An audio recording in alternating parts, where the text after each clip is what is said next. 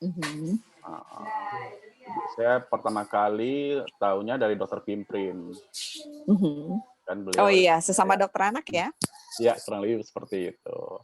Ya, saya banyak belajar sama beliau, berusaha mencoba pakai otodidak.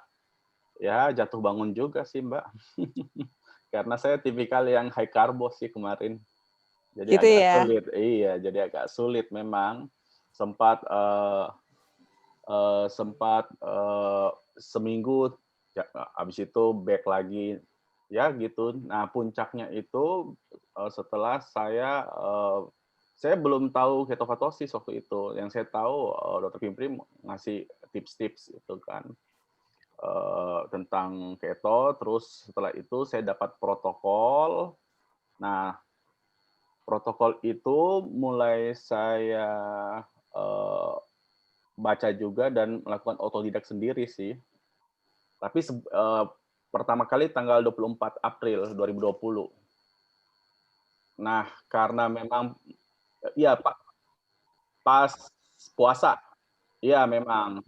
Saya ngambil start puasa karena sebelum itu lebih sering gagal sih. Jadi agak sedikit, terkondisikan karena, bulan Ramadan kalau nggak salah ya, Dok, Iya ya? iya, karena selama awal awal itu coba gagal, ya udah saya kondisikan di bulan Ramadan. Tapi sebulan pertama itu di bulan Ramadan belum langsung masuk fase ketofastosis. Mhm. Karena Oke. ternyata salah juga, otodidak kan. Lebih istilah ke low carb karena susu sama madu masih masuk. Yang Oke. lain udah enggak. Susu, Tapi madu, sama alhamdulillah kurma waktu itu. Tapi oh iya, kurma tetap ya, betul. waktu itu tetap turun sih, turun. Mhm. Tetap turun, tapi memang tidak tidak masih belum 100% ngikut. Pas nanti ketemu Mas Tio, dikoreksi, nah itu baru pertama kali yang benar-benar pure itu bulan Juli. Jadi Oke, berarti April ke Mei, Mei ke Juni itu masih low carb sih, lebih ke low ya, karena masih je ada kurma, madu, susu, itu masih belum. oke. Berarti belum fase terapeutik mungkin ya, Dok, Iya, ya? betul betul betul. Oke, alhamdulillah. Wah, hebat banget. Dinikmati prosesnya di awal-awal ya, Dok, ya? Iya sih, enak sih, Oke. mhm. Nah, sekarang, Dokter Harun kan spesialis anak nih, Dok. Mmm. Boleh sharing nih, Dok, ke apa namanya, buat ibu-ibu kayak saya gitu ya, punya anak. Itu apalagi masa pandemi, ya Allah, itu pada mager, Dok. Itu boleh kita langsung masuk aja ke materi Dokter Harun ya, Dok, biar tidak, Boleh. lebih panjang lebar lagi ya, Iya, Dok. boleh Gimana boleh. Coach Ebi ya? Iya iya, bentar bentar, aku ini filenya Kak Oke. Karun bentar ya. Oke, sambil Aduh. di-prepare ya. Jadi Mhm. Dok, kalau misalnya sekarang, Iya iya. Dokter Harun praktek gitu, ada turut memasukkan tidak hanya asupan yang bergizi buat anak-anak, tapi bagaimana dengan kebiasaan olahraga nih, Dok? Nah, itu. Jadi sebenarnya anak terlahir itu sudah dengan aktivitas fisik ya. Mhm. Ketika dia baru lahir itu nangis, terus, tangan kakinya gerak aktif, terus kulit kemerahan, itu menandakan aktivitas fisik alias olahraga pertama dari si bayi. Jadi memang sebenarnya aktivitas fisik itu tidak lepas dari masa pertumbuh kembang anak. Cuman ada aktivitas fisik itu bisa, terstruktur dan terorganisir seperti kita orang dewasa. Kalau mereka aktivitas fisiknya tidak terstruktur dan terorganisir. Artinya dia masih masuk aktivitas fisik dan gerak itu dalam bentuk, lingkup bermain. Gitu. Nah, ada cumannya nih. Ketika masa-masa 2010 ke atas, aktivitas fisik itu, bermain itu mulai bergeser dari aktivitas fisik ke aktivitas online. Ya. Itu yang lumayan harus dikoreksi lagi kembali. Kalau misalnya punya orang tua yang mager, anaknya kecenderungan mager dong? Oh iyalah, memang pagar kata nama. Pastinya sih seperti itu, karena ya namanya 5 tahun pertama itu ya semua interaksi tuh anak tuh dilihat ya dari orang tua. Memang sih kita peran penting ya. Jangankan seperti itu, Mbak. Pada saat bayi pun kan kita yang harus aktif. Betul. Untuk tumbuh kembang kan bukan pasif atau menunggu, tapi kita harus melatih dari bayinya. Stimulasinya itu ya, Dok ya. Stimulasi. Jadi gimana? Udah masuk itunya? Sudah ada Coach Ebi? Apa dari saya atau setelah juga?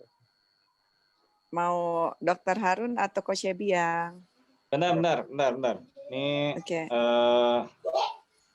Bentar, aku belum bisa buka file ini, Dok. Sorry, Dok. Bentar. Kalau dari Dr. Harun bisa. Oke, kita coba. Om Yandri monitor nggak, Om? Bentar, aku udah kirim ke file Om Yandri. Bentar ya. Oke. Nggak apa-apa, kita sama ngobrol-ngobrol ya, Dok. Ngobrol dulu, Mbak. Ambil ngobrol sama Dok Harun. Ya, jadi coba kita.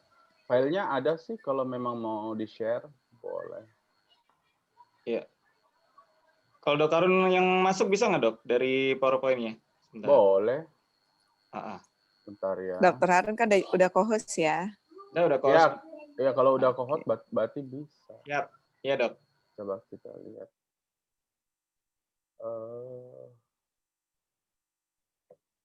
Tadi filenya mana ya?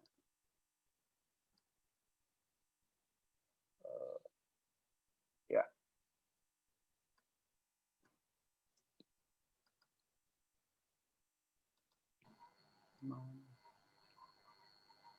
Oke, ini penting ya buat teman-teman ya, yang kita semua tentunya punya anak, jadi harus diperhatikan ya. Ini kitanya jangan mager, jadi buat nyontoin ke anak-anak gitu. Serius ini benar. Jadi kalau aku aja sejak olahraga segala macam, nih anakku yang gede, tahu-tahu juga ikutan olahraga gitu loh. karena dia tahu papanya bukan tipikal olahraga banget, dulu mager mulu gitu ya, terus sekarang tahu-tahu maksudnya udah nge-gym segala macem gitu kan. Berarti menjadi contoh ya. Iya, role model. Iya dong. Kitanya kan role model. Kitanya kan role model anak-anak pastinya kan gitu. Iya. Udah muncul. Udah keluar Dok. Sip. Iya. Sudah. Silakan Dok. Silakan Dok, lanjut. Ya sebenarnya sih istilah ini udah populer ya dari dulu. Bahaya kurang gerak pada anak-anak, kurang gerak dalam artian aktivitas fisik ya. Nah, namanya itu biasa dikenal dari kita tim medis itu sedentary behavior. Ya, kalau zaman sekarang namanya mager, malas gerak. Yang terbaru itu akibat COVID kan kaum rebahan. Rebah mulu kan gitu. Jadi peningkatan dari sedentary behavior di atas 2010 itu meningkat tajam dibandingkan di bawah 2010. Nah, peningkatan itu akibat dari peningkatan teknologi, terutama screen time. Jadi segala sesuatu itu pola bermain anak bergeser dari aktivitas fisik atau di luar menjadi aktivitas di monitor atau screen time. Nah, itu di atas tahun 2010 itu meningkat sangat drastis. Nah, itu juga yang menyebabkan juga banyak pasien-pasien anak yang datang di atas kelahiran di 2010 apa 2000 ke atas itu 2005 ke atas itu dengan delayed speech juga ya. Karena screen time-nya tidak ada komunikasi. Nah, apalagi ada coronavirus 2019, lockdown PBB, maka sedentary behavior itu ya makin tinggi. Jadi kalau dibandingkan data 2019 dan 2020 ya makin tinggi tentunya ya. Terus lanjut.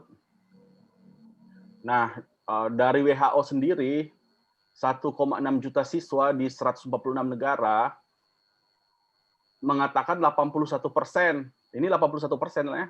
Jadi info ini sangat penting saya berikan agar kita semua tahu bahwa ternyata ini bukan cuma orang Indonesia aja yang suka mager nih. Bukan cuma orang Indonesia. Ini 1,6 juta siswa di 146 negara. Oh, banyak juga ya Dok ya? Banyak, 81%. 11 sampai umur 17 tahun kurang aktif, artinya bergerak dan berolahraga 1 jam per hari. Anak perempuan lebih kurang dibandingkan anak laki-laki. Di sini yang dimaksud WHO itu bersepeda, jalan kaki, dan olahraga fisik lainnya. Ini perlu kita ketahui sama-sama ini sumber. Kemudian, dari sedentary behavior atau perilaku mager ini, itu akibat dari 65% ini screen time. Kalau istilah kita itu screen time, ya. Jadi kurang gerak, screen time yang meningkat 60% menyebabkan peningkatan kemungkinan itu obesitas. Jadi 65% faktor risiko untuk membuat anak menjadi obesitas. Jadi awalnya dia gizi baik, kemudian karena dia mager, sambil ngemil di depan TV, 65%. Ya, 65% potensinya. Ini juga 56%. Nah, jadi screen time ini identik dengan mager. Ya, ini 80 dari tahun 2009 itu 89 menit per hari ini. Meningkat 62 menit dari tahun 2004. Ini yang saya katakan tadi bahwa teknologi yang meningkat menyebabkan peningkatan pada sedentary behavior atau sedentary time. Nah, ini juga dari anak laki-laki 40%. Jadi 40% akan menjadi obesitas, kecenderungan obesitas, dan memperparah kurang gerak. Itu kalau dia hanya menghabiskan waktu ya 25 jam dalam seminggu duduk-duduk saja, ya. Oke. Nah, pada usia sekolah ini kalau weekend ini 5 jam per hari nih magernya. Kalau weekday 3,5 jam per hari.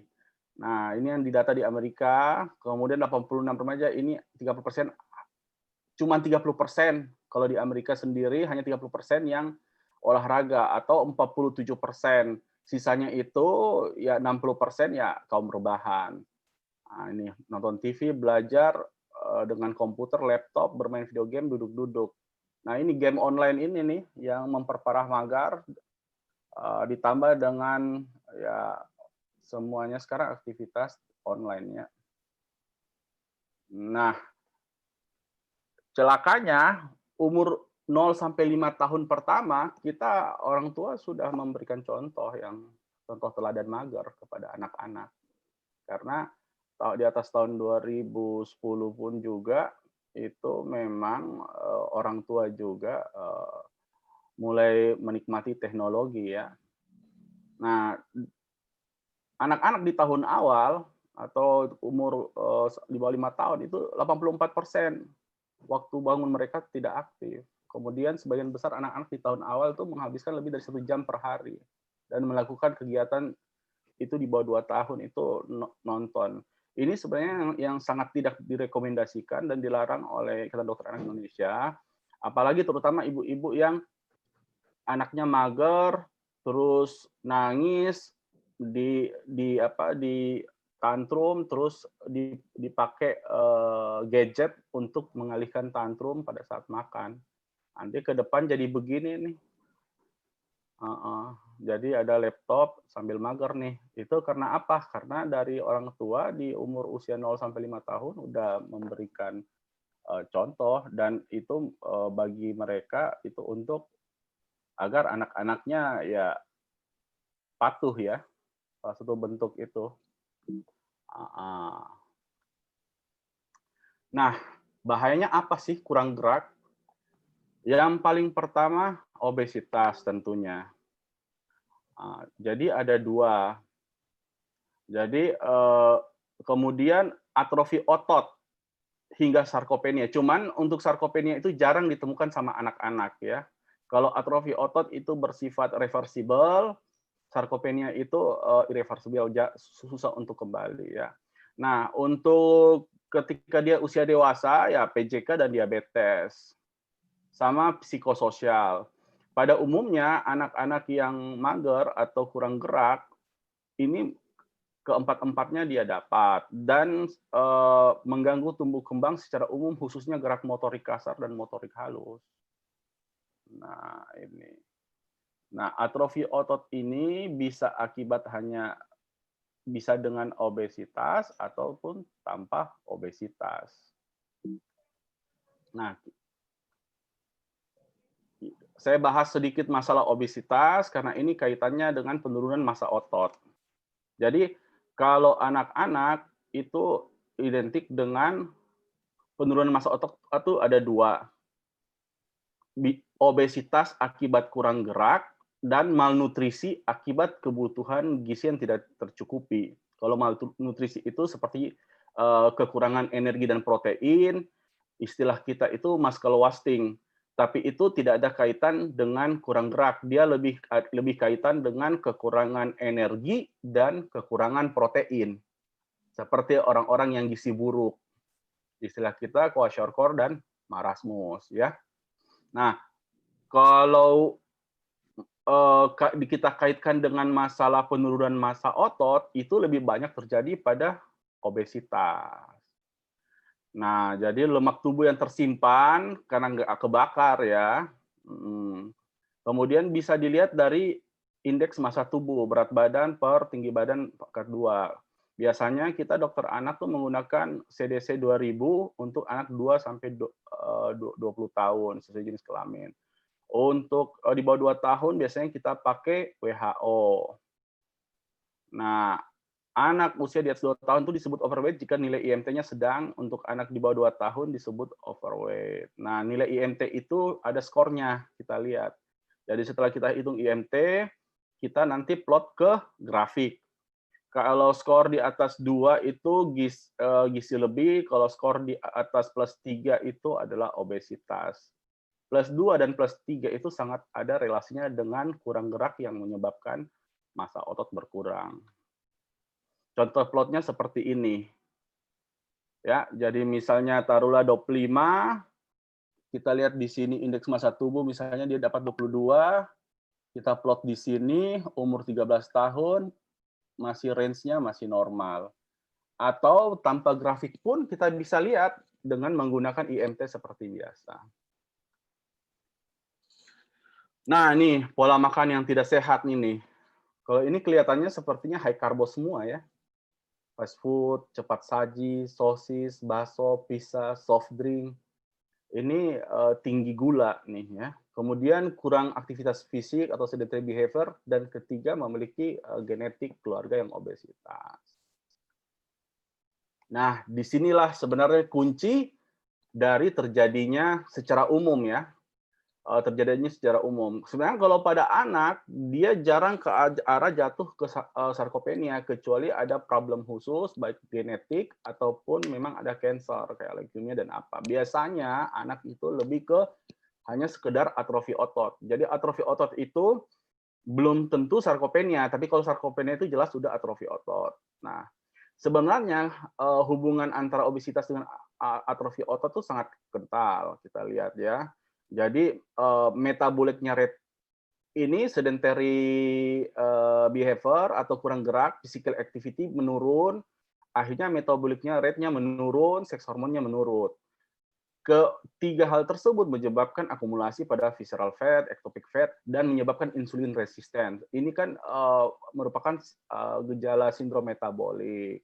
Nah, sehingga menyebabkan penumpukan pada adiposat pada jaringan adipos. Nah, lemaknya yang menjadi hipertrofi, ya kan, menyebabkan inflamasi sitokin, leptin sama meningkat, adiponektin menurun. Ini menyebabkan mitokondria pada sel otot itu menjadi disfungsi, terus ada oksidatif meningkat. Nah, kuncinya di sini. Salah satu faktor kan kurang gerak. Selain metabolisme rate dan seks hormon, ini yang kita fokus kurang geraknya ini. Jadi mitokondrianya menjadi disfungsi, terus stres oksidatifnya meningkat. Nah, anabolic action insulin growth factor itu menurun, dan ini kunci sebenarnya dari hipertrofi daripada otot. Cuman kalau anak itu tidak langsung ke sarkopenia, biasanya mereka hanya sekedar atrofi otot. Cuman ini penjelasan secara fisiologis bagaimana sampai kurang gerak itu menyebabkan terjadinya dari kurangnya massa otot. Ya, seperti ini. Ya, ini kan seperti aktivitas fisik berkurang, energinya menurun, insulin resisten, menyebabkan leptin dan adenopektin, inflamasi meningkat, obesitas itu menyebabkan ya fat pada abdominal, ya kan? Ini jadi berputar gitu. Jadi aktivitas fisik pun mempengaruhi kita punya metabolit hormonal insulin dalam tubuh ya. Nah, ini yang terlihat kalau misalnya atrofi dan sarkopenia ya. Nah, kalau misalnya aktif, otot yang normal itu 96% myofiber, 1% adipose, dan 3% jaringan ikat. Ketika kita melakukan kurang gerak, maka terjadi disfungsi dari mitokondria pada sel-sel daripada otot, sehingga myofibril itu berkurang. Ketika konsentrasinya berkurang, adiposnya atau lemaknya meningkat dan jaringan ikatnya meningkat. Ini. Jadi dari 96% miofibrilnya berkurang menjadi 70%. Ini bersifat ini salah satu contoh pada otot bisep. Ya, jadi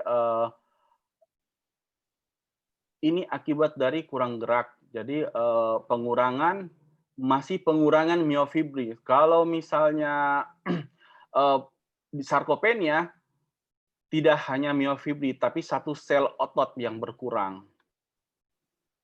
Nah, di sini kita lihat juga ini tidak aktif dan gaya hidup kurang gerak ini satu menyebabkan penurunan pada protein pada otot itu sintesisnya menurun, kemudian degradasi protein otot meningkat, kemudian fungsi dan kualitas dari otot itu pun menurun.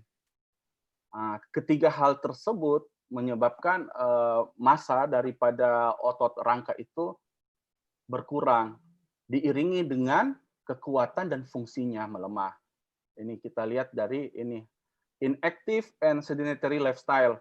Jadi tiga hal ini, mager atau rebahan, itu bisa protein dari ototnya berkurang sintesisnya, kemudian degradasi sel otot, berkurangnya myofibril, kemudian fungsi dan kualitasnya menurun, ya. Apalagi ditambah anak-anak itu kekurangan vitamin D, kemudian kurang kalori, kemudian kurang energi dan protein. Jadi ini faktor makanan. Di sini yang penting di sini protein untuk otot ya. Nah, kalau sudah kurang gerak, terus kurang vitamin D, kemudian kalorinya kurang, kemudian proteinnya tidak tercukupi, maka memang menyebabkan massa otot makin atrofi ya. Nah, ini yang terjadi ya. Jadi protein imbalance dari gaya hidup yang kurang gerak sama tidur-tiduran, rebahan, ini menyebabkan otot jadi inaktif ya. Ini salah satu bagian. Menyebabkan protein degradasi makin meningkat, protein sintesis menurun, apa yang terjadi di sel otot, mitokondria menjadi disfungsi, insulin menjadi resisten, faktor-faktor inflamasi menjadi meningkat, apalagi anak kita kekurangan protein, ke depannya bisa menyebabkan sarkopenia pada saat dewasa jika tidak melakukan perbaikan. Sehingga anabolic hormon pun mempengaruhi. Jadi ada hormon, protein, dan dan mager ini atau perilaku fisik ini yang mempengaruhi cepat terjadinya atrofi menuju ke sarkopenia. Nah, ini yang saya katakan tadi, kalau atrofi hanya miofibril aja yang berkurang ukurannya dan jumlahnya. Dia masnya aja yang kurang. Tapi kalau misalnya dibiarkan berlarut menjadi sarkopenia, maka bukan cuma miofibril aja yang berkurang, satu sel utuh bisa berkurang, loss of cell. Jadi perbedaan sarkopenia sama atrofi di situ. Jadi massa selnya yang berkurang pada atrofi, sedangkan kalau pada sarkopenia ya memang selnya udah berkurang, bukan massanya lagi. Selnya. Kalau massanya itu akibat dari miofibril yang berkurang. Nah, di sini lagi menunjukkan sangat berperan ya kalau lifestyle faktor. Jadi ini faktor-faktor yang menyebabkan otot itu menjadi masanya berkurang dan tidak sehat. Mitokondria disfungsi, hormonal, perubahan hormon, terus sel-sel sarafnya, malnutrisi. Ini kalau pada anak-anak yang gizi buruk nih. Malnutrisi, proteinnya kurang, kalorinya kurang, vitamin D defisiensi. Nah, kalau untuk yang kita bahas, ini lifestyle faktor. Aktivitasnya kurang, obesitas meningkat pada anak ya. Ya, jadi sebenarnya kuncinya itu memang ya harus perbanyak aktivitas, mengurangi permainan yang online dan meningkatkan permainan yang ada aktivitas fisik tentunya ya. Nah, untuk obesitas sendiri agar massa ototnya meningkat ya tentu harus sindrom metaboliknya harus diberesin dulu. Cuman bentuk kita memberesinnya itu harus diperhitungkan dengan tumbuh kembang. Berbeda dengan kita orang dewasa ya. Orang dewasa itu tidak ada tumbuh kembangnya udah selesai. Sedangkan anak-anak tumbuh kembangnya masih ada. Artinya untuk kita melakukan aktivitas fisik yang menurunkan berat badan itu dari penelitian ya 0,5 mg dalam seminggu atau 20% di atas berat badan ideal. Agar pertumbuhan linear tinggi badan itu tidak terganggu. Ya. Nah, bagaimana aktivitas fisik? Karena anak-anak kan banyak nih, ada bayi, anak balita, sampai PAUD ya. Kalau bayi itu olahraganya namanya tummy time. Beberapa menit tiap hari. Ini kalau bayi kan nggak mungkin kita suruh nge-gym ya. Angkat barbel. Nah, ini tummy time-nya ini nih. Ini tummy time-nya ini tuh otot-otot dada di chest-nya ini yang berfungsi nantinya nih. Jadi tengkurap ya dok ya? Justru malah kalau bayi itu tengkurap itu latihannya buat bayi ya dok ya? Iya, dia kan sit up gitu. Kan istilahnya seperti itu. Jadi kita plank challenge. Iya, ini plank challenge-nya versi baby ini tummy time. Gitu. Ini yang paling penting. Dengan syarat dia tentu sudah bisa ini ya, udah bisa bolak-balik. Nah, kalau anak batita 60-90%. 60-90 menit. Nah, ini bermain di luar. Jadi kalau anak-anak itu tidak terstruktur bentuk olahraga aktivitasnya. Yang jelas olahraganya itu kalau bisa kita para orang tua bermainnya anak itu dalam bentuk kita konversi ke olahraga atau aktivitas fisik, jangan gadget. Kan itu sebenarnya. Nah, masalah itu yang penting. Target utamanya kan bergeraknya itu ya dok ya. Jadi gimana anak-anak ini bisa bergerak lah gitu kan. Betul. Nah, dan 60-90 menit atau bisa pagi main dan sore main selama 45 menit. Kalau prasekolah 120 menit atau bisa 2 kali 2 jam. Nah, gitu. Jadi memang kita yang harus putar otak sebagai orang tua untuk membuat dia happy untuk beraktivitas gerak ya. Guideline sendiri dari Kanada seperti itu juga, sama kurang lebih ya. Ini tadi saya sudah terjemahkan ke itu tadi, ke transparan sebelumnya. Ya, pasti kalau manfaat aktivitas fisik berat badan ideal. Terus kebiasaan sampai dewasa. Nah, kemudian karena dia masih tumbuh kembang, memang kita fokus untuk keterampilan motorik, kemudian untuk kekuatan, kelenturan, ketahanan otot, kita harus memperkuat motorik kasar dan halusnya dia, kemudian mempertahankan kekuatan tulang ya. Kemudian aktivitas fisik itu ada relasinya dengan psikologi dia dan sosial ya. Hormon ketika kita aktivitas fisik kan hormon endorfin dan hormon-hormon yang untuk menyebabkan nyaman, percaya diri itu meningkat ya. Membantu anak tidur lebih pulas, kunci anak tumbuh kembang juga selain aktivitas fisik ya dan nutrisi ya tidur pulas. Ya, kalau kita udah aktivitas fisik kita udah membuat teratur, ini bisa membuat dia itu perilakunya masih lebih bagus dibandingkan anak-anak yang mager ya. Nah, apa jenis aktivitas fisik? Ada yang terstruktur, ada yang tidak terstruktur. Kalau ini di coaching sama coaching Mas Ebi kan, kayak terstruktur, terorganisasi, kita ikut rame-rame. Kalau anak-anak lebih cenderung ke apa? Tidak terstruktur, bermain bebas. Nah, ini bentuk-bentuk apa yang harus dilakukan ibu-ibu terhadap anaknya ya.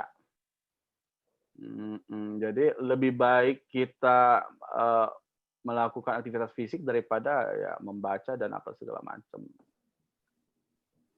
Kasih semangat ini buat gerakan kepala, bahu, lutut nih. Ini buat bentuk bermain anak-anak. Nah, ini khusus tummy time nih buat baby ya. Tengkurap pada bagian perut. Biarkan bayi merayap dan mendorong sambil tengkurap. Nah, ini nih, kalaupun dia mau plank juga boleh. Oke, 2 sampai 3 kali sehari, 3 sampai 5 menit. Nah, itu. Jadi jangan lama-lama juga ini ya. Cukup 3 sampai 5 menit, baru ditambah pelan-pelan.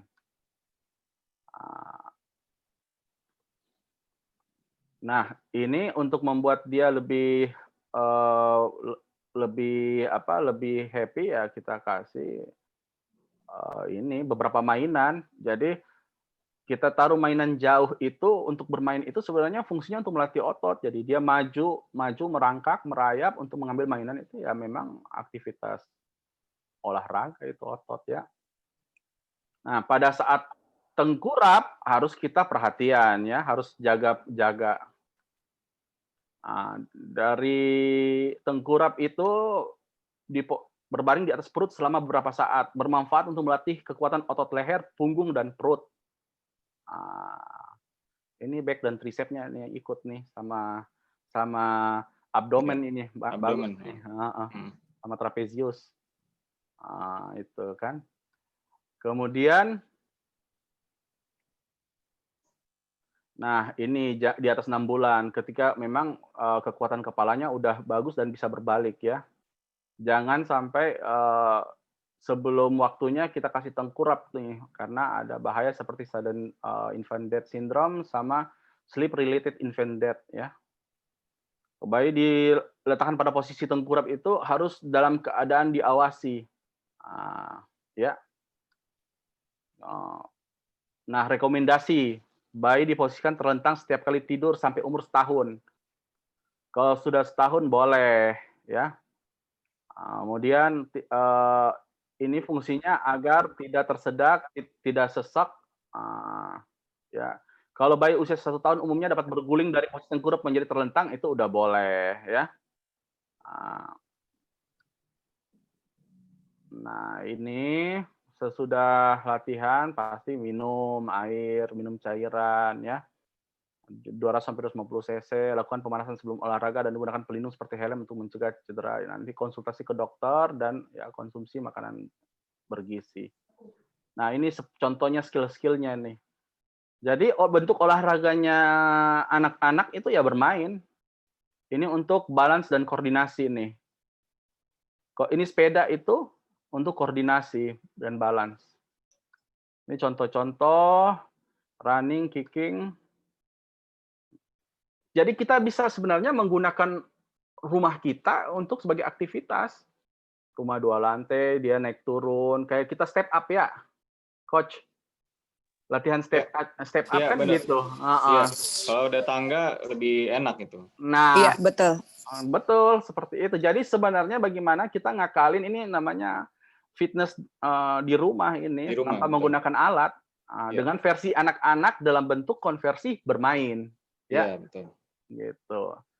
Nah, ini semua untuk melatih gerak. Ini kayaknya udah jarang ya, Coach. Kita lihat lebih Makanya, banyak semua pegang HP ya. makanya. Kalau dulu kan zaman kita, Dok, kita masih kayak gini-gini, Dok, masalahnya.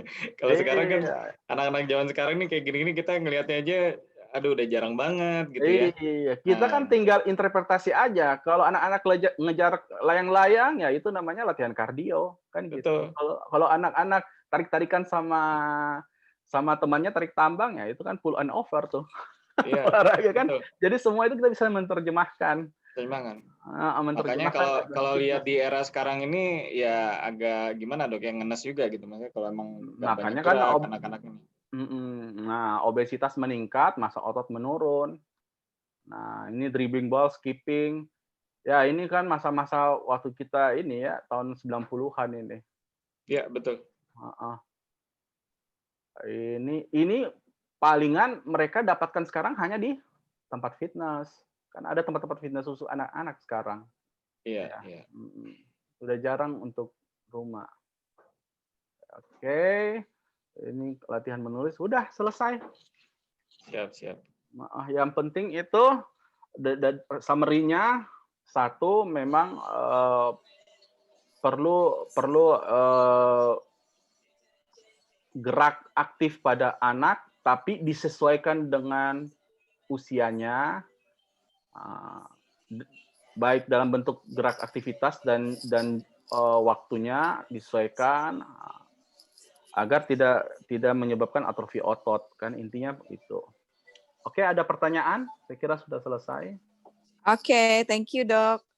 Tapi berarti ada hubungannya Dok ya, kalau antara mager dengan obesitas itu ternyata obesitas justru adalah salah satu malnutrisi modern ya, karena termasuk menurunkan massa otot ya Dok? Iya, betul. Tinggal kita lihat aja, kalau sebenarnya malnutrisi sama obesitas kalau dilihat dari protein itu sama-sama berkurang massa otot, cuman perbedaannya timbangannya lebih tinggi karena massa lemaknya lebih banyak, itu aja. Oke. Soalnya kan ada saing-saingan tuh Dok ya, kalau bayinya gemuk seperti di iklan, seperti brainwashing orang tua tuh kayaknya harusnya gemuk nih yang lucu gitu. Ternyata kewaspadaan itu justru obesitas termasuk malnutrisi ya Dok? Iya, jadi memang sebenarnya bukan istilah malnutrisi sih, memang istilahnya ya obesitas dan overweight. Kalau malnutrisi itu kekurangan energi dan protein. Tapi kalau ditilik lebih jauh, sebenarnya antara gizi buruk dan gizi kurang dengan obesitas sama-sama kekurangan protein dan sama-sama kekurangan massa otot. Oke, itu berarti garis bawahnya ya? Ya, betul. Ini ada pertanyaan dari Teh Nila, katanya dia takut kelewat nggak nanya. Teh Nila mau open mic atau aku bacakan saja? Ya, boleh. Assalamualaikum. Waalaikumsalam. Halo Pak Dok Harun. Ya, gimana? Gini, aku kan di rumah kemarin ya alhamdulillah beli mini gym. Ya, udah gitu kan anakku suka ikutan ya, iseng. Yang model yang ditarik-tarik terus didorong gitu. Aku perhatikan kemarin badannya rada berliku-liku ya. Apa namanya? Si tangannya. Mungkin karena itu ya. Cuman bapaknya protes, awas jangan mainan gitu sih Kak katanya. Karena dulu bapaknya itu kan ketika masa pertumbuhan karena dia di lingkungan Bronx jadi dia main dumbbell ya buat takut ada yang ngejaga di jalan apa gimana kan kudu fisik tuh mainnya zaman dulu ya. Nah dengan dibandingkan abangnya memang dia jadinya lebih pendek ya, karena sepantar lah dengan saya.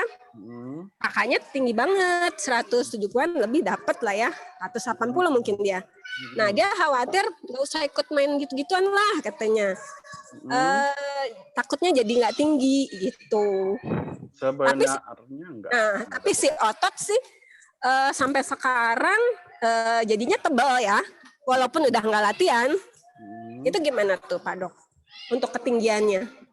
Umurnya berapa itu dulu? SMP kelas 3. Dibandingkan dengan kakaknya yang SMA, dia mah mager banget, nggak pernah iseng mainan itu, malah lebih flat ya, apa sih otot-otot tangannya dibandingkan adiknya yang iseng mainan mini gym juga. Gitu. Sebenarnya sih latihan beban dengan pendek itu nggak ada korelasi. Nggak ada ya? Karena ditilik itu kalau tinggi badan itu terjadi akibat dari growth hormone. Justru ada relasi ya, growth hormone yang meningkat yang menstimulus tulang. Nah, ada yang istilahnya itu namanya epifisis atau lempengan tulang yang belum menutup. Selama lempengan tulang belum menutup, maka potensi tinggi itu makin bisa gitu. Jadi tulang itu ada namanya di ujung-ujung tulang ada namanya epifisis atau lempeng tulang. Itu yang membuat tulang menjadi memanjang, dan itu dipengaruhi oleh nutrisi dan hormon, khususnya growth hormone. Sebenarnya secara logika justru latihan beban itu bisa menyebabkan tinggi, karena dengan latihan beban anaboliknya meningkat satu, kemudian growth hormon, testosteron dan insulinnya pun meningkat, dan itu relasinya dengan tinggi badan. Sebenarnya kalau untuk relasi tinggi badan enggak, tapi untuk relasi ke masalah cedera mungkin bisa lebih tepat, cedera otot, cedera tangan itu karena kekuatan dari tulang gitu. Jadi nggak ada kaitan secara langsung mengangkat beban dengan pertumbuhan tinggi badan terhambat, nggak ada hubungan. Karena jadi itu nggak benar ya Dok ya, karena masih banyak orang kan takut tuh yang anaknya untuk latihan beban terus jadi nggak bisa tinggi badan segala macam gitu. Jadi karena kita lihat kalau pada prinsipnya untuk badan tinggi itu akibat ada kan lempengan tulang yang kita kenal namanya epifisis. Selama dia masih belum menutup, akan memanjang jika nutrisinya sesuai. Satu, yang kedua, jika hormon pertumbuhannya itu normal, metaboliknya bagus. Ya kan kita melakukan olahraga kan meningkatkan anabolik hormon. Anabolik hormon kan justru yang mempengaruhi tinggi badan. Jadi sebenarnya kurang relasi. Mungkin rata-rata anak-anak usia seperti itu fokus pada latihan beban, tapi nutrisinya tidak mencukupi, dan fokus ke protein saja. Sedangkan kalau tinggi badan kan kalsium gitu, mungkin faktor itunya aja. Jadi kalsium juga sangat pengaruh ya Dok ya untuk densitas dari tulang. Betul. Perlu pakai suplemen nggak Dok? Nggak usah lah ya, susu aja gitu. Susu kan ada yang mengandung ekstra kalsium. Bagus nggak ya? Saya khawatir ke ginjal tuh ya. Nggak ada hubungan, makan aja kontrol bakar itu. Ya benar. Aku diajak ya Dok. Kan gitu aja. Jadi kalau saya gerakan yang begini aman ya? Aman, tapi harus kan gini, anak-anak itu kan densitas tulangnya itu kan kurang padat dibandingkan orang dewasa. Jadi aman tapi bebannya jangan sampai itu membuat cedera. Iya sih, kayaknya masih main di 10 mungkin atau Ya udah, 15. nggak masalah sih, nggak ada masalah. Ya. Oke lah, sip. Nggak ketinggi ya. Oke dah, Iya. kalau kayak gitu saya biarin aja deh dia. Apa. Semangat teh. Ayahnya suka, jangan ntar kayak gue. Ya mungkin ayahnya punya ini sendiri ya, kekhawatiran. Ditenangin aja, ditenangin. Ya, gennya mungkin kan abangnya memang yang aku lihat abangnya tinggi banget. Yang kedua kakaknya yang cewek malah melebar gitu. Nah dia sih sedang langsing, tapinya ya tingginya segitu doang, harus 60 untuk cowok, kurang tinggi lah ya. Ya, pokoknya nanti bilang sama suami bersyukur aja punya istri cantik, udah bersyukur di situ. Amin. Alhamdulillah. Nggak perlu yang tinggi-tinggi banget bisa dapat istri cantik, bener nggak? Thank you ya teh. Terima kasih ya Pak Dok. Oke Dok, jadi Mbak, aku diskus sama Dok Karun dulu. Jadi Boleh. intinya adalah kembali lagi kalau kita anak-anak latihan beban ini tidak pengaruh ke pertumbuhan tinggi badan. Nah, lalu sekarang yang kedua Dok, pertanyaannya ada kalau dari aku ada faktor olahraga atau apakah memang berpengaruh terhadap tinggi badan. Jadi misalnya contoh nih, kalau dulu kan banyak orang bilang misalnya main basket, nah itu nanti bisa nambah tinggi badan segala macam. Nah, apakah itu memang korelasinya benar Dok antara misalnya Justru itu olahraga? Iya, justru itu yang saya katakan, olahraga apapun, resisten atau aerobik atau anaerobik, selama dia memicu hormon-hormon anabolik, ya kan itu dulu satu. Ya. Growth hormone, insulin sama testosteron, itu kan hormon-hormon yang menyebabkan pertumbuhan tinggi, dengan catatan epifisisnya belum menutup. Oke. Jadi kembali lagi kuncinya di epifisis ya. Iya, jadi kuncinya di epifisis dan hormon kan gitu. Kalaupun misalnya kita ini mau tinggi, epifisis udah menurun, walaupun hormonnya optimal, nggak akan mungkin. Sampai umur berapa ya itu Pak Dok kalau kayak gitu? Biasanya 20 tahun, kalau 20 masih. ya kalau laki-laki 17-an lah, perempuan. Oh, oke. Siap. Thank you. Oke, Dok. Untuk masalah ini, Dok, nutrisi, Dok. Kalau yang saya tahu anak-anak itu kan memang dari sejak di dalam rahim sudah harus diperhitungkan 1000 hari pertama untuk nutrisinya, Dok. Ya. Nah, untuk kecukupannya itu gimana, Dok? Kalau misalnya sudah MPASI atau MPSU4 6 bulan, kita nakernya gimana, Dok? Kadang-kadang kan ini makannya anakku kebanyakan atau kekurangan sih. Nah, kata-kata cukup dalam nutrisi itu bagaimana, Dok? Coba nih nanti saya share ini rekomendasi Ida ya. Oke. Bentar saya share dulu bentar. Oke Dok, silakan Dok. Saya share. Ini menarik ini sebenarnya nih rekomendasinya nih. Iya, karena supaya ini ya buat anak-anak kita juga kan ya Mbak Sari ya. Iya. Lebih ini juga lah. Aku sih soalnya punya pengalaman sebagai ibu ya. Anak yang pertama tuh males makan banget. Oh gitu ya Mbak. Sebenarnya kalau jadi gini, kalau untuk masalah nutrisi, sebelum kita fokus ke arah makan, kita harus ukur dulu berat badan, tinggi badan. Oke, itu setuju banget, Dok. Itu poin untuk pentingnya dulu. lingkar kepala juga ya, Dok ya? Iya, tapi kalau di atas 2 tahun udah nggak perlu. Oke, di bawah 2 tahun lingkar kepala harus dihitung ya, Dok? Iya, coba saya lihat dulu ada rekomendasi fokusnya apa, nanti saya tunjukkan ya. Oke, Dok. Di bawah 2 tahun lingkar kepala pengaruh ya, Mbak Sari ya?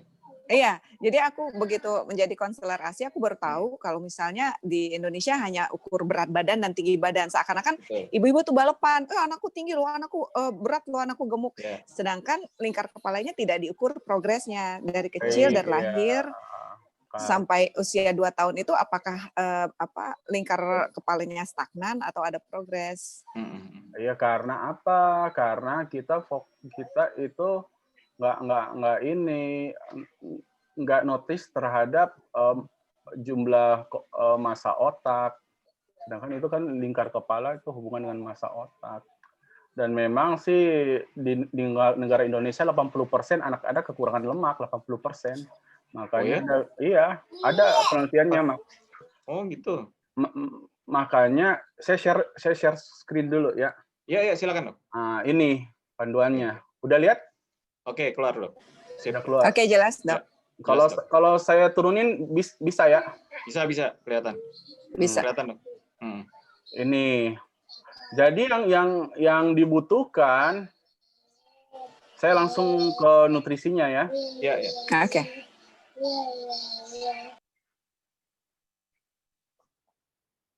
Poin penting di sini itu untuk 1000 hari pertama ada di sini. Nah, ini dia hal-hal yang harus diperhatikan.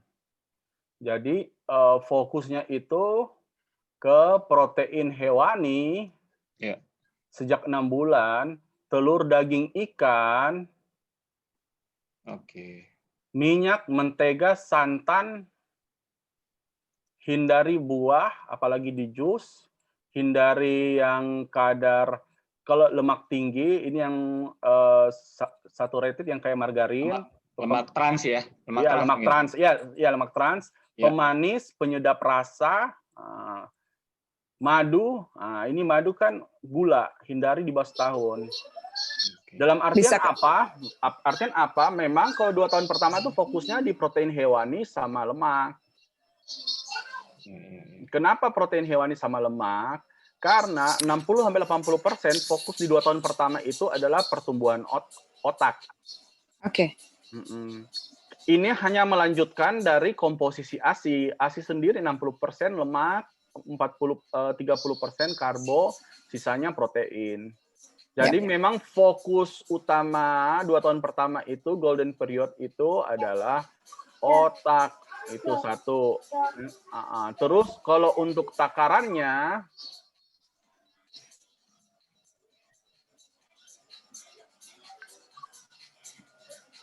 kelihatan? Kelihatan, Dok. Nah, ini nanti saya share nanti ke grup. Iya. Thank you, Dok. Lihat. Nah, ini untuk takarannya, ini takaran normal aja. Lihat ya. Kalau tekstur, pur, meshet, lumat, takarannya itu 250 mili, setengah 3 sendok sampai 250 mili.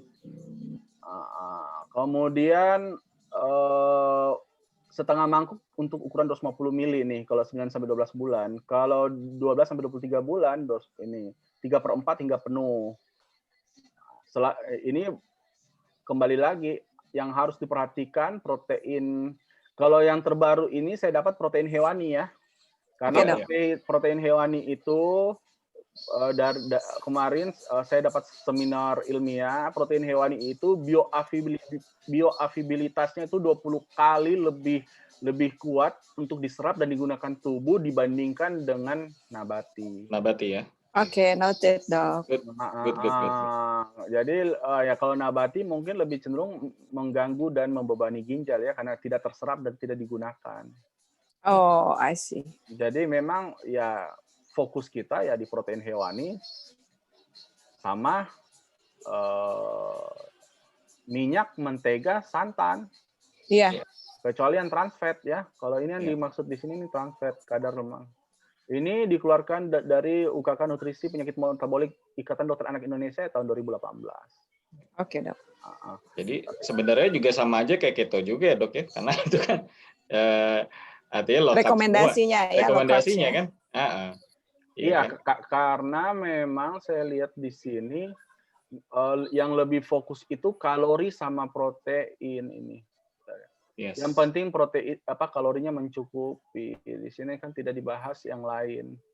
Oh, oke. Ini ya banyak energi tambahan yang diperlukan per hari adalah sebanyak 200 kilokalori.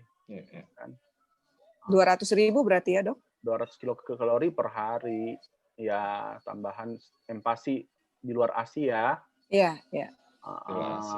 Di sini. Jadi mereka mentionnya itu kilokalori sama protein dan lemak. Nah, untuk 9 sampai 12 bulan tambahan di luar ASI itu 300 kilokalori per hari.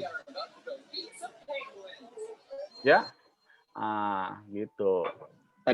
Tadi Dok menarik yang fokusnya di lemak untuk pertumbuhan otak. Jadi makanya sangat korelasi banget dengan kita ber-KF atau berketo ini, artinya otak juga memang dominan lemak dan dia senang dengan keton lebih ketimbang glukosa ya, karena memang dari asalnya memang otak ini dari lemak ya Mbak Sari ya, gitu ya. Ya, betul. Ini juga yang aku tanyakan waktu di ILCC itu Dok Harun, ketika saya masih menyusui bayi belum MPASI, kemudian Dokter Pipri menjelaskan jangan takut juga dengan karbohidrat karena di dalam ASI itu ada kandungan karbohidratnya. Memang iya ada. Ya, tapi memang ketika seperti Dokter Harun bilang tadi, pertumbuhan otak itu diutamakan dibandingkan cuma berat badan gitu. Dibandingkan anak dikasih makan terus gitu supaya berat badannya naik. Padahal lingkar kepala itu yang kita tunggu progresnya ya Dok ya. Jadi begini, kalau otaknya bagus, maka semuanya bagus. Oke. Berarti berat badannya akan bagus, tinggi badannya akan bagus karena tumbuh kembangnya ya semua stimulasi dari otak kan gitu. Oke, ya. Gitu. Jadi memang 1000 hari pertama memang terakhir pun saya lihat terakhir yang kemarin saya ikuti seminar dari UKK IDA itu memang protein hewani sama lemak difokusin. Yes. Oke, thank you konfirmasinya nih Dok. Berarti sekarang untuk yang makannya males nih Dok. Ibu-ibu kan suka stres nih. Aduh anakku sehari makan 3 kali. Nggak seperti itu. Jadi kita kembali ke berat badan, tinggi badan, dan lingkar kepala. Kalau berat badan, tinggi badan, lingkar kepala masih masuk chart, dia malas pun nggak ada masalah. Karena yang kita butuhkan itu bukan kuantitas, tapi kualitas. Yes, jadi pilihan menunya ya dipilih dulu. Iya, kalau misalnya dia merasa tubuhnya juga cukup, grafik juga sesuai dengan kolom grafik pertumbuhan anak. Yang tadi mungkin contohnya CDC ya Dok ya, yang merah tadi? Iya, betul. Dan WHO. Grafik CDC. Intinya selama masuk grafik berarti tidak berarti apa yang orang tua berikan itu udah tepat, tidak usah tinggal dipertahankan, dilanjutkan untuk evaluasi kan gitu. Oke, Dok boleh nanya dong Dok? Nggak boleh vitamin, betul. Boleh nanya Dok, kalau nih anak saya habis berenang itu makannya lebih banyak, habis jogging makannya lebih banyak, itu berarti ada hubungannya Dok? Ya memang kan kalori yang keluar kan harus dengan kalori yang masuk kan gitu. Oke. Memang ada korelasi ya? Ya ada korelasi. Tinggal mau nyarinya kilokalorinya yang maunya kilokalorinya yang mana kan gitu. Kalau 1 gram karbohidrat 4 kilokalori, kalau 1 gram protein 4 kilokalori, kalau 1 gram lemak 9 kilokalori. Kan kebutuhan kilokalori kan. Kita di tubuh kan udah nggak kebaca yang mana protein, lemak sama karbo. Energi itu ya dalam bentuk kilokalori. Jadi kalau misalnya nih kita kan mengajak anak-anak olahraga Dok, berarti harus dibarengin juga dengan menu-menu yang protein dan lemaknya tinggi ya Dok? Iya, biasanya itu hal yang diperhatikan di 2 tahun pertama ya, yang 1000 hari. Nah kalau udah yang di usia anak usia dini ya 5 tahun, 6 tahun, habis berenang nih Dok, jajannya malah batagor, somai, mie nggak boleh sebut merek ya, mie instan gitu. Berarti itu kan tidak memenuhi Dok? Jadi sebenarnya begini, kita kan butuh asupan kalori. Nah, tinggal dipilih aja mau makronutriennya apa. Mau makronutriennya karbo, mau makronutriennya lemak, atau mau makronutriennya protein kan gitu. Jadi fokusnya itu di makronutrien, bukan jenis makanan kan gitu. Ya, pilih bahan bakunya ya Dok ya? Iya gitu, kan itu yang pentingnya kan di situ. Iya, berarti kalau aku sih selama ini ya pandemi gitu ya, habis olahraga udah disiapin sih Dok, homemade food aja gitu, jangan jajan-jajan. Ya lebih bagus seperti itu. Lebih Oke. higienis. Oke. Mungkin ada lagi yang mau ditanyakan? Ayo Nah, ibu-ibu. Nah yang ini nih, ketika anak yang- sulit makan nih, ada yang mau nanya tadi tuh. yang sulit makan tuh. Tuh, Ya, rekomendasi ibu-ibu berikan punya anak sulit makanan makan. rumahan yang sehat. Nah, tawarkan jenis. Sebenarnya kan bukan sulit makan sih, tapi ya kita aja orang dewasa dijejelin tiap hari makan itu aja nggak enak juga, bosan kan? Variasi Kreativitas berarti berarti ya, ya? Dok. Variasi Iya. dok ya? Iya, variasi aja. Heeh. Mm-mm. Gitu. Jadi kalau dia menolak berarti perlu diganti kan gitu. Oke. Nggak suka kambing masih ada ayam, nggak suka ayam masih ada sapi, nggak suka sapi masih ada ikan. Yang penting dari makronutrien ya protein hewaninya tercukupi, seperti itu contohnya. Iya, jangan telur terus ya. Iya. Oh, ini ada Mbak Nisa kayaknya. Nisa, resen ya. Nisa angkat tangan. Ya, assalamualaikum dokter. Waalaikumsalam. Waalaikumsalam. Mas Ebi, Mbak Sari, saya nggak pakai Iya. ini ya, apa sih namanya videonya. Ini anak saya yang pertama 6 tahun usianya, beratnya 25, tingginya 114 ini dok. Nah ini dia nggak bisa diem gitu, maksudnya kayak tantrum gitu, sama apa sih namanya tidur siangnya susah, tapi gerak-geraknya tuh oke banget. Nah ini udah mulai saya kurangin ya makan karbohidrat karena dia suka banget. Cuman dia kalau makan nasi seafood terus ya kayak ikan-ikan gitu kurang. Cuman saya bikin jadi kaldu ikannya aja tuh yang saya masukin ke nasinya dikit-dikit. Nah itu nggak masalah ya dok ya? Nggak ada masalah. Cuman begini, sebenarnya kan untuk identifikasi tantrum atau tidaknya itu kan harusnya yang expert. Kita nggak bisa langsung menyebut dia tantrum. Sama juga dengan istilah ketika ada anak yang dikira kejang sama orang tuanya di rumah dan dianggap kejang, kan itu kan harus ada evaluasi dari expert apakah benar itu tantrum atau tidak, kan gitu. Sebenarnya kalau pertama satu, yang kedua ya namanya aktivitas fisik ya selama itu dalam batas wajar ya nggak apa-apa, dibiarkan aja, nggak usah ditahan dikekang, ntar nanti lama-lama jadi mager dia. Iya sih, ini gerak terus sih dok, gerak aktif, nggak bisa diem, nggak masalah. Cuman ya apa sih namanya, dia kan masih minum susu juga ini dok. Nggak ada masalah. Nggak ada masalah juga. Oke, ya udah deh, itu aja pertanyaannya, makasih. Iya. Oke. Terima kasih Mbak Nisa. Mungkin kalau misalnya anak kebanyakan gerak bingung, nggak gerak juga bingung ya dok. Iya, makanya ini yang saya bingung orang tuanya. Tapi boleh sharing sedikit ya dok, ketika pandemi ini memang kebetulan anak saya yang usia 9 dan 7 tahun memilih untuk tidak mengkonsumsi karbohidrat karena mereka sempat melihat video replikasi virus, itu bahan bakunya adalah glukosa dan lain sebagainya. Jadi mereka memutuskan untuk low carbs, keto, tapi kalau di KF tuh kayak fase induksi, konsolidasi, maintenance. Jadi mereka tetap makan buah, sayur, protein hewani, tahu tempe masih gitu dok. Tapi yang aku lihat kecenderungannya mereka lebih kalem tuh dok.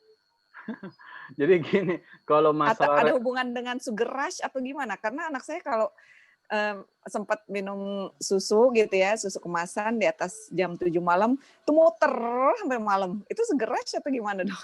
Zaman dulu ya. Jadi gini, pertama, kalau glukosa itu tetap dibutuhkan dalam tubuh. Yang kedua, sebenarnya kalau saya pribadi sih, masalah replikasi virus, ya kita juga kan ada mensintesis glukosa dari endogen juga kan. Betul. Iya betul dok. Jadi kurang korelasi sebenarnya sih. Satu. Kemudian kalau masalah coba ini saya kasih. Kalau masalah gula, memang yang khusus gula, ini memang coba saya kasih. Udah ada larangan karena terutama susu formula ya. Karena banyak susu formula yang menggunakan gula, di mana gula itu tidak cocok untuk anak-anak. Ya. Sebenarnya sih pada intinya sih untuk diet konvensional pun, ya, untuk diet konvensional itu tetap menghindari gula. Menghindari gula. Benar dok. menghindari gula. Jadi terapi dari apa? IDAI yang mengenai obesitas itu memang ditekankan memang ya kalau bisa kurangi gula. Ya sudah, kalau memang bisa stop kenapa enggak ya? Ya, karena gula itu juga udah masuk kategori bahan adiktif ya, Dok ya? Bisa masuk, bisa masuk dia. Sebenarnya sih ya kalau masalah adiktif sih kita pasti adiktif terhadap sesuatu hal. Ya, kalau kita kekurangan glukosa ya kita adiktifnya terhadap keton, nggak ada masalah. Oke. Kan gitu. Dulu kita adiktif terhadap manis, sekarang kita adiktif terhadap gurih. Ya. Iya. Jadi misalnya itu sebenarnya sih hal-hal yang wajar aja sih, nggak ada masalah sih. Cuman memang ada gula-gula yang sangat tidak direkomendasikan, termasuk yang konvensional itu ya karena nggak bagus. Bahkan memang untuk umur di bawah setahun itu kalau disarankan ya termasuk madu nggak usah dikasih. Oh, gitu ya, Dok ya? Di bawah setahun. Gitu. Itu bukan berhubungan dengan botulism itu, Dok? Botulism termasuk juga bakteri yang ada di madu. Betul. Di luar dari itu gula yang pure gula itu memang nggak belum di ini. Tidak direkomendasikan ya, Dok? Tidak direkomendasikan ya. Oke, aku baru tahu karena aku taunya madu di bawah 1 tahun itu resiko botulism itu. Termasuk itu salah satunya, ya. Mbak, ini ada pertanyaan dari Om Azhar nih. Oh iya. Apapun makronya ada chance untuk malnutrisi nggak untuk anak-anak? Terus makanan apa yang bisa menghindarkan? Ada makanan nggak yang bisa menghindarkan dari malnutrisi? Gimana, Dok? Jenisnya ya, jenisnya. Mas mungkin ya. Maksudnya gimana? Apapun makro yang dikonsumsi. Makro kan berarti karbo, protein, sama lemak nih, gitu kan? Ada chance untuk malnutrisi nggak gitu? Tetap ada resiko malnutrisi untuk anak-anak nggak, Dok? Ya kalau misalnya terpenuhi kalorinya, kan sebenarnya kan kalau di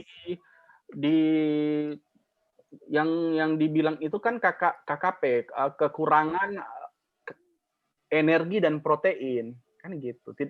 Jadi 2, energi dan protein. Mereka nggak bahas bilang kekurangan karbohidrat dan lemak, tapi jadi malnutrisi itu kekurangan kalori, energi, protein, kan gitu. Artinya selama kalorinya dan proteinnya masuk, seperti yang saya nunjukin tadi, mana itu? Yang di yang luar itu kan ya berarti tidak akan kemungkinan malnutrisi tidak jauh ya. Oke. Berarti kalau udah ada pakemnya tadi yang dijelaskan Dr. Harun, protein hewani, lemak kecuali lemak trans fat, sama apa tadi, Dok? Tadi ada sih aku screenshot, dan itu selama masuk itu insya Allah resiko malnutrisi tidak terjadi gitu ya, Dok? Iya. Kalori dan energi ya sama aja. Kilokalori itu adalah satuan ya? Satuan dari energi. Satuan dari energi. Kalori sama energi sama. Iya. Kalau aku dompet yang malnutrisi, Dok. Oh, boleh itu. Tanggal tua dompet yang malnutrisi. Aduh bercanda ya, Dok. Ada pertanyaan dari Om Rega tadi, kalau nggak salah deh, Mas Ebi. Untuk IMT atau BMI itu, Dok. Boleh aku bacakan ya. Nanya, Dok, kata Om Rega, untuk IMT atau BMI itu cara konversinya buat ke body composition, fat, muscle, lean body mass itu bagaimana? Sementara ini kalau buat saya dengan body composition itu ternyata lebih mudah untuk memperkirakan asupan. Jadi mungkin timbangan asupannya itu gimana sesuai dengan badan, Dok?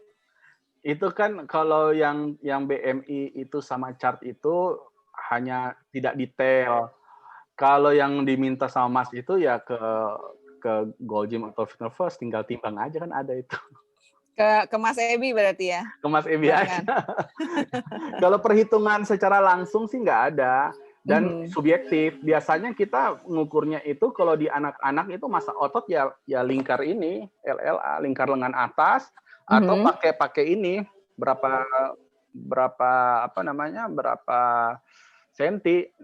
Nah, tapi kalau mau yang sekarang udah modern, ya ada kan timbangannya Mas Ebi tuh pengukur tuh.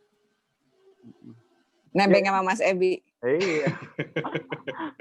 Kan seperti itu. Dok, pengaruh untuk genetik orang tua gimana dok? Masalah tinggi dan berat badan? Ya, dari memang, ibunya mungkin ada hitungannya nih, banyak hitung-hitungan ini. Tapi memang ada pengaruh ya dok ya, karena kan gini, misalnya kayak bapak ibunya tinggi, nah ini kan ada temanku juga gitu dok, jadi anak-anaknya tinggi-tinggi semua gitu ya, memang gen itu juga pengaruh ya dok ya? Iya, namanya kalkulator tinggi potensi genetik tuh namanya. Oh oke. Itu ada ya, ini rujukannya dari, memang itu ya mah hitung-hitungan Pak Coach. Jadi harus dihitung. Screen-nya masih ini enggak sih? Di onin lagi dok. Masih. Tadi aku remove. Di ini lagi. Nah itu. Oke. Aku coba catat dok di screenshot. Udah tinggal masuk aja di Ikatan Dokter Anak Indonesia aja tuh. Ada ya dok ya? Iya, ini tentunya. Nah, kalau misalnya hasilnya sudah ketahuan dan anak kita tidak sesuai, itu berarti ada kemungkinan stunting ya dok? Bukan tidak langsung kita kategorikan stunting. Ada problemnya di nutrisinya sama aktivitasnya. Jadi kalau tinggi potensi genetik itu untuk ngasih range, misalnya setelah dijumlahkan, dia berpotensi antara 170 sampai 180 kan gitu. Ternyata kok dia 165.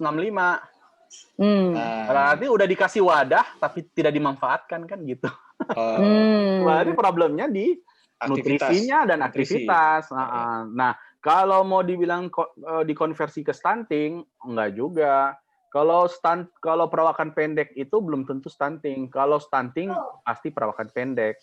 Oke. Dikatakan stunting kalau chartnya itu memang jelas di bawah -2 dan disertai dengan infeksi kronik. Oke. Seperti gizi buruk itu kan infeksi kronik. Tapi ada juga yang memang perawakan pendek karena memang tinggi potensi genetiknya segitu. Kita nggak bisa kategorikan sebagai stunting. Oke. Dok, seberapa besar sih resiko untuk susu formula yang mengandung gula itu dengan pertumbuhan anak?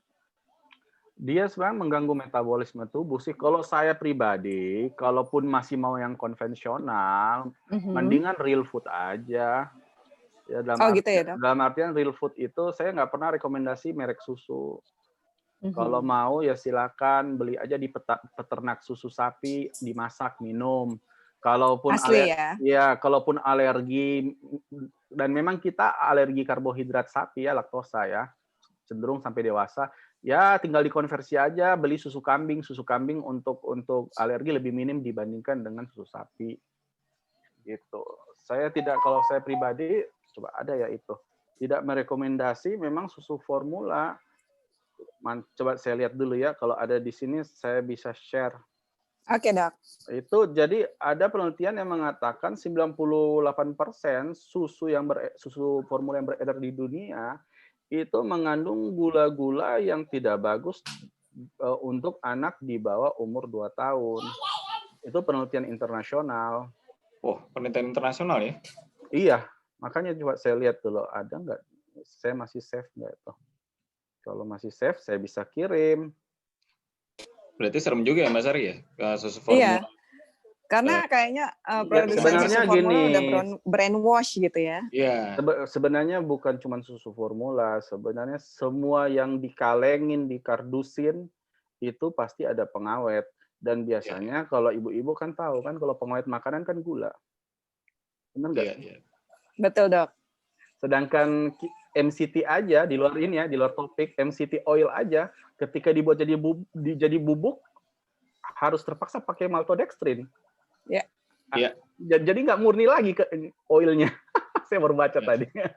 Iya. Kan gitu kan, diikat jadi bubuk ya pakai maltodextrin. Maltodextrin apa gula? Gitu. Iya. Artinya mendingan real food karena semua yang di kaleng, di kardusin ya mau susu, mau makanan ya pasti ada itunya, konsekuensinya. Tapi kalau yang ada yang resmi kemarin mengatakan memang, coba saya lihat ada di Instagram saya barangkali, memang dikatakan dari penelitian gula-gula yang tidak direkomendasikan. Apakah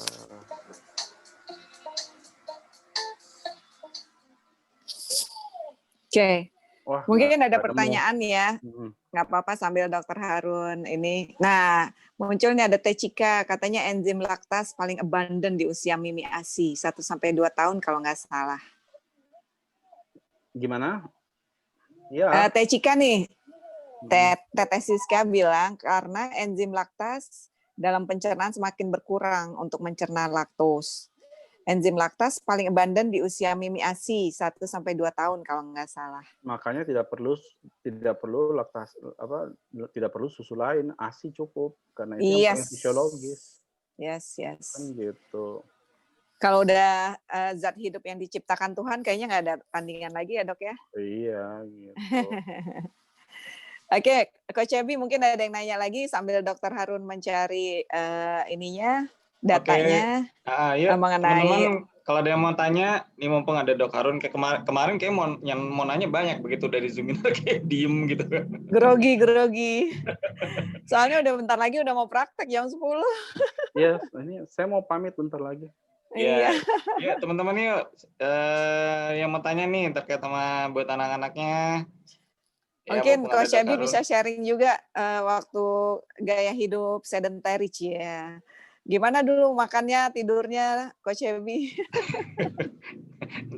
Ntar kalau sharing itu ntar kita bahas yang bagian anak-anak dulu, Mbak.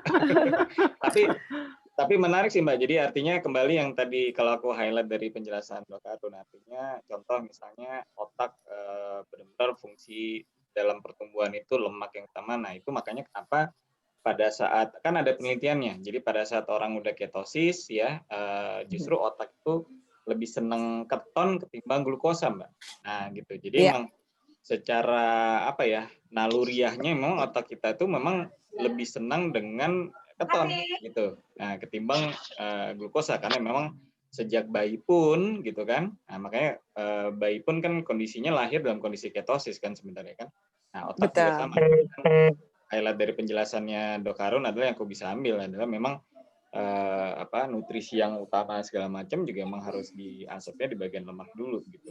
Nah, itu menarik sih kalau menurutku gitu. Jadi iya, karena Dr. Harun yang di tahun 2018 aja dapat konfirmasi ya bahwa seperti madu, kemudian minyak trans fat itu dihindari, pemanis, penyedap rasa, justru yang harus diperhatikan protein hewani, kemudian telur daging ikan, kemudian minyak butter, santan, itu untuk menambah kalori malah diutamakan gitu ya. Jadi kalau dilihat dari rekomendasinya aja kan sebenarnya itu pola makan ketogen kan. Betul. Aku juga baru tahu kalau jus buah dan madu itu tidak direkomend untuk di bawah 1 tahun gitu. Iya.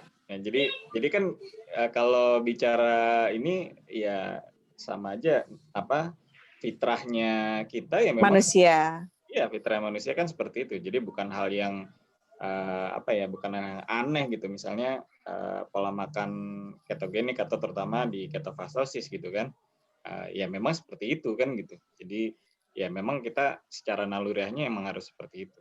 Intinya sih itu highlightnya.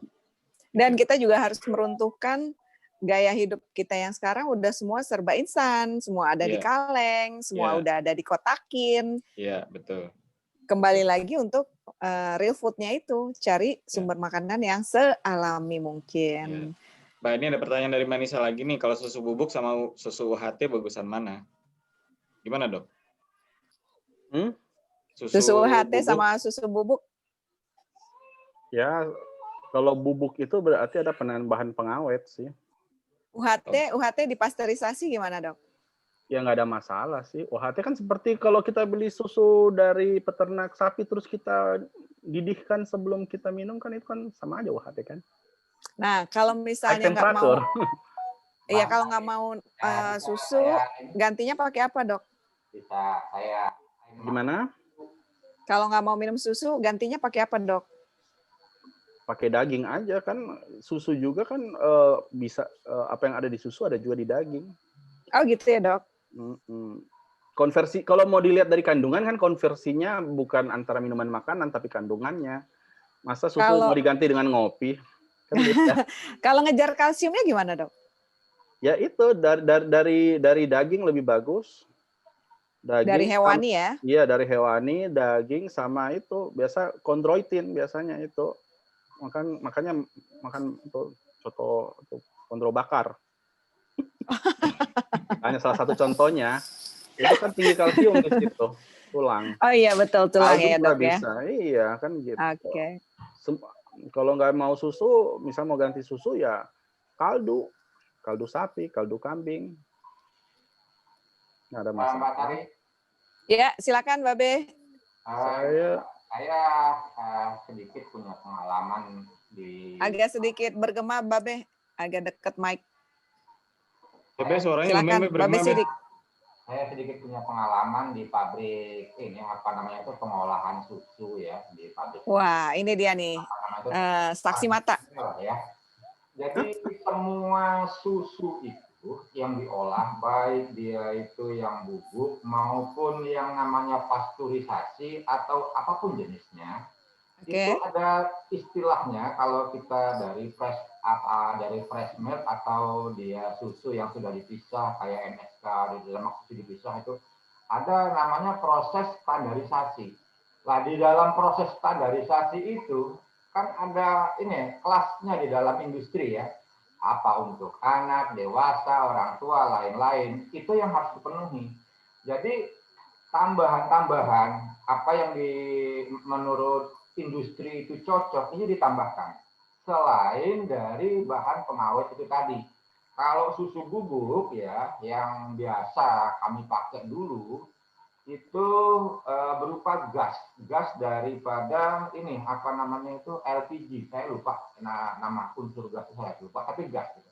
Kalau ini apa namanya yang kemasan cair itu kan hanya dengan pemanasan dan sistem vakum. Makanya kalau dia sudah dibuka ya susunya akan cepat basi. Nah ini masing-masing nanti bisa mengambil pertimbangan sendiri ya. Kalau saya lebih condong mengambil ke pertimbangan standarisasinya itu tadi. Yang pasti kalau dia secara umum vitamin, mineral ditambahkan bagus. Tapi yang penambahan gula dan zat lain-lain ini yang kita harus perhatikan. Makanya saya setuju tadi kalau dia Pak Dokter Harun ngomong ya beli yang murni aja kalau dia nggak alergi gitu. Itu saya setuju gitu. Apalagi kalau beli kambing sendiri gitu tinggal merah kan enak. Boleh dipertimbangkan, boleh dipertimbangkan. Oke, Mbak Be. Mudah-mudahan kita semua bisa jadi juragan kambing ya. Oke, Mbak Be, mantep banget. Ya, itu bagus banget. Tapi apapun penambahan kalau tidak alami juga resiko mungkin gitu ya, Mbak Be ya. Wah, nggak nemu nih. Cuman kalau udah selesai saya mau pamit dulu siap-siap. Aduh, belum janjian kita makan konro nih, Dok. Aduh. Belum janjian makan konro, Dok. Oke, Dok, sebagai penutup aja silakan, Dok. Mungkin ada yang mau ditambahkan sebelum kita say goodbye nih sama Dr. Harun harus praktek segera. Oh iya, jadi pertama ada relasi antara gerak ya, jadi ada relasi antara gerak tubuh, nutrisi dan penambahan massa otot pada anak kan gitu. Jadi dari awal orang tua itu harus notice dan bersabar melatih anak-anak untuk tetap melakukan aktivitas gerak tapi sesuai dengan usianya kan seperti itu. Itu aja saya pikir. Yang ringan-ringan aja dulu lah. Oke, Dok. Berarti kita Berat jangan banget. mager dan perhatikan nutrisi, apalagi kalau Iya. nutrisinya itu untuk anak-anak yang masih dalam masa pertumbuhan gitu ya, Dok? Iya, betul. Oke, jangan kapok ya, Dok. Nanti kita ajak Siap. kopdar loh. Siap. Siap dok, makasih sharingnya Terima dok. kasih, Dokter Saya pamit Harun. duluan ya. Ya Oke. siap. Ya, Assalamualaikum. Waalaikumsalam Waalaikumsalam warahmatullahi wabarakatuh. warahmatullahi wabarakatuh.